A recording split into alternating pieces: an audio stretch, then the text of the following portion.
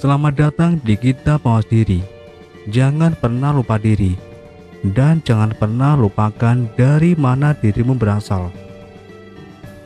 Pembahasan kita kali ini, Jalan Setapak Syekh Siti Jenar. Ajaran tasawuf yang diyakini Syekh Siti Jenar ditentang oleh Wali Songo.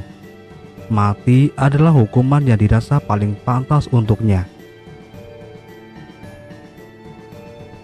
Suatu hari di Istana Argapura, Giri Gresik, para wali dan sejumlah tokoh penting menggelar sarasehan. Telah hadir Sunan Bonang, Sunan Kalijaga, Sunan Ampel, Sunan Kudus, Tan Gowat alias Syekh Pentong, Pangeran Palembang, Panembahan Madura hingga Syekh Lemah Abang. Masing-masing hadirin bergantian memaparkan pengetahuan dan pemahaman mereka tentang agama atau hal-hal lainnya. Saat tiba giliran Syekh Lemah Abang, ia berucap mantap. Menyembah Allah dengan bersujud berserta rukunya pada dasarnya sama dengan Allah, baik yang menyembah maupun yang disembah. Dengan demikian hambalah yang berkuasa, dan yang menghukum pun hamba juga. Kata-kata itu membuat forum riuh seketika. Beberapa orang menuding Syekh Lemah Abang berdosa besar karena menyamakan dirinya dengan Tuhan. Banyak pula yang menyebutnya keblinger. Terlalu jauh dalam memakai tasawuf, Syekh Lemah Abang tetap tenang. Dengan kalem ia menjawab segala tudingan yang diarahkan kepadanya itu. Biar jauh tapi benar, sementara yang dekat belum tentu benar. Suasana kembali ramai. Beberapa wali memperingatkan bahwa pemikiran Syekh Siti Jenar itu bisa berdampak hukuman mati karena melenceng dari Islam. Kata-kata itu membuat forum riuh seketika. Beberapa orang menuding Syekh Lemah Abang berdosa besar karena menyamakan dirinya dengan Tuhan. Banyak pula yang menyebutnya keblinger. Terlalu jauh dalam memakai tasawuf, Syekh Lemah Abang tetap tenang. Dengan kalem ia menjawab segala tudingan yang diarahkan kepadanya itu. Biar jauh tapi benar, sementara yang dekat belum tentu benar. Suasana kembali ramai. Beberapa wali memperingatkan bahwa pemikiran Syekh Siti Jenar itu bisa berdampak hukuman mati karena melenceng dari Islam. Pandangan Syekh Siti Jenar dianggap mengancam proses tumbuh kembang Islam yang sedang subur-suburnya di Jawa selepas runtuhnya Majapahit itu.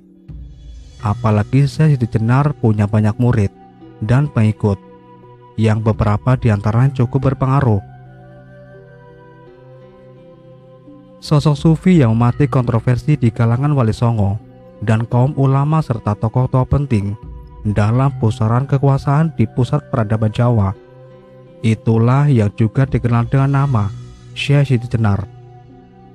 Jejak Syekh Siti Jenar, keberadaan Syekh Siti Jenar secara fisik masih menjadi perdebatan.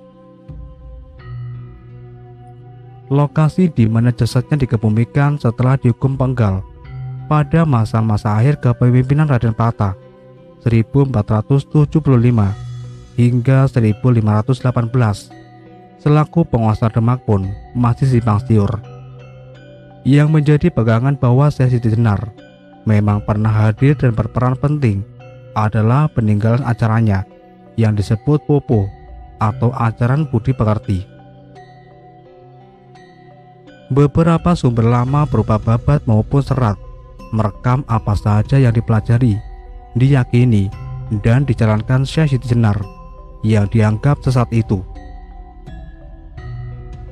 Syekh Siti Jenar diyakini berasal dari Persia atau Iran, lahir sekitar 1404 Masehi.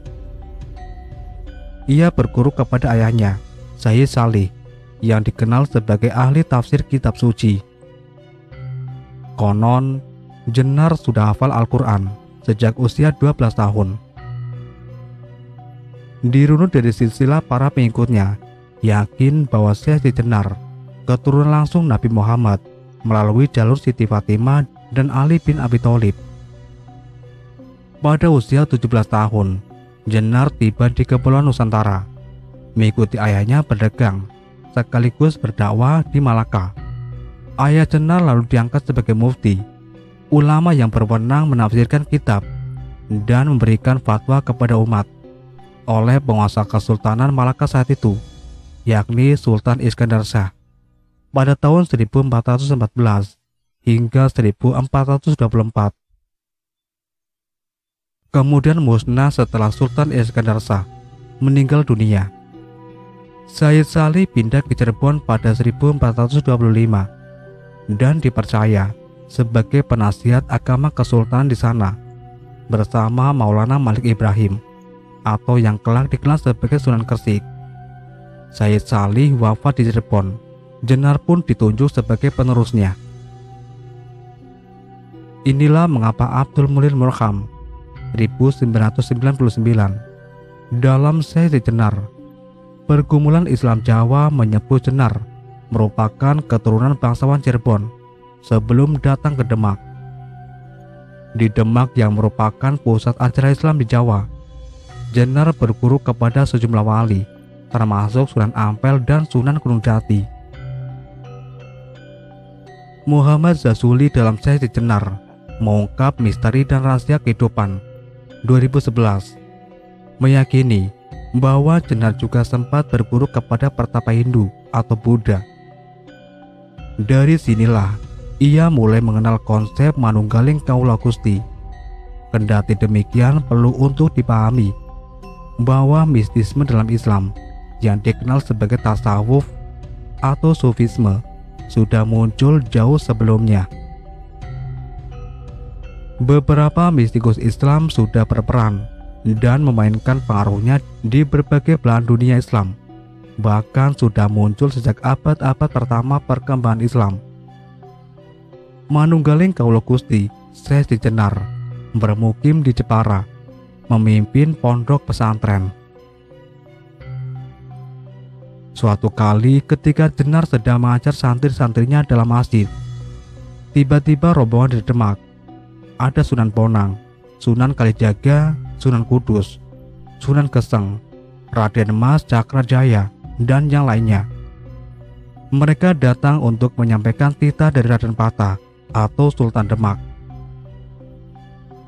Sunan Bonang berucap salam, tapi salam itu rupanya tidak terdengar karena suasana yang sedang ramai oleh para santri.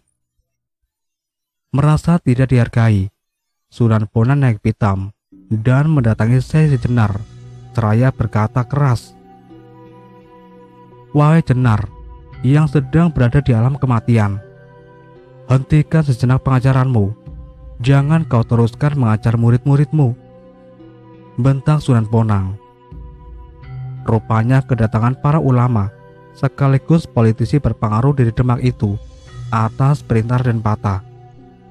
Sang Sultan mendapatkan kabar bahwa apa yang diajarkan oleh Jenar terindikasi telah menyimpang dari ajaran Islam. Demikianlah pembahasan kita kali ini. Sampai jumpa di kitab-kitab selanjutnya.